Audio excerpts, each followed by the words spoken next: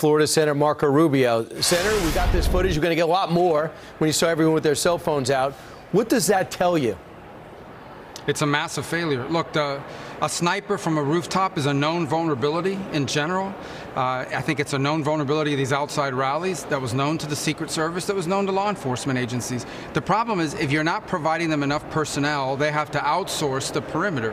And the less people they have, the more they have to outsource to local law enforcement. I also think it's stunning that in an event like this, of a major, of the leading Republican, obviously the Republican nominee now, a former president, and someone we know is being targeted by a foreign government for assassination, I think it's amazing that the way they were communicating with each other is taking pictures on a cell phone and distributing it to a, some sort of text messaging group. That's the way we are communicating instead of in real time. This was a massive systemic failure, and we are lucky that the person who took this shot, the shooter, was not some professionally trained assassin. If it had been, we would have had a very different, much more tragic outcome.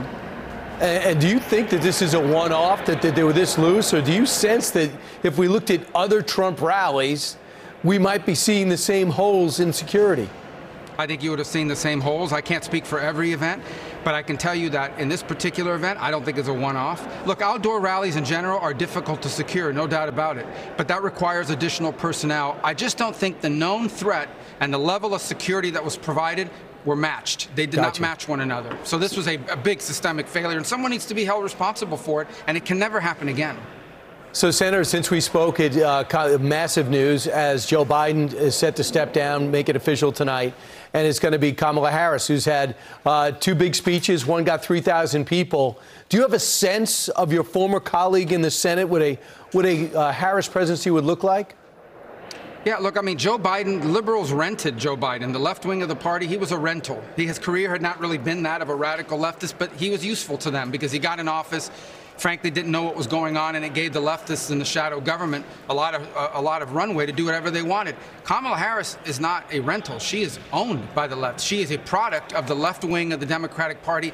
When you talk about whether it's defunding ICE, getting rid of ICE, defunding the police, single-payer health care for the. I know she changed her positions when she became the vice presidential nominee, but these are the things she fought for and stood for and voted for when she was a senator, and that's what she'll do when she's president. She is a committed California left-wing Democrat, and she will be the most radically left president this country would ever have if she were elected. So I think that is really the core of this case. She'll be worse than Biden. She'll be worse than Biden because she actually fully believes these things and will make them priorities. Biden had to go along with it because he had no political base. She believes in these things, she'll push them, and this country will be destroyed by the direction she will take it. Do you think President Trump has a game plan for this? I'm sure they do. Look, I think they had, as recently as 2 weeks ago, it was widely speculated. But she was in the room when these decisions were being made under the Biden administration. I would suspect that she actually wanted the administration to go further than Biden would go. Her reaction, for example, to Israel and the fight against Hamas, I think would have been much more palatable to the Hamas costume people on campus than what Joe Biden did. And he didn't do great, but she would be far worse because she actually believes these things.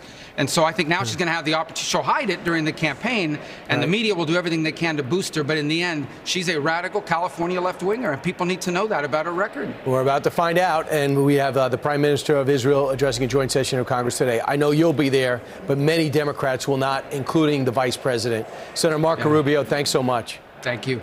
All right, meanwhile,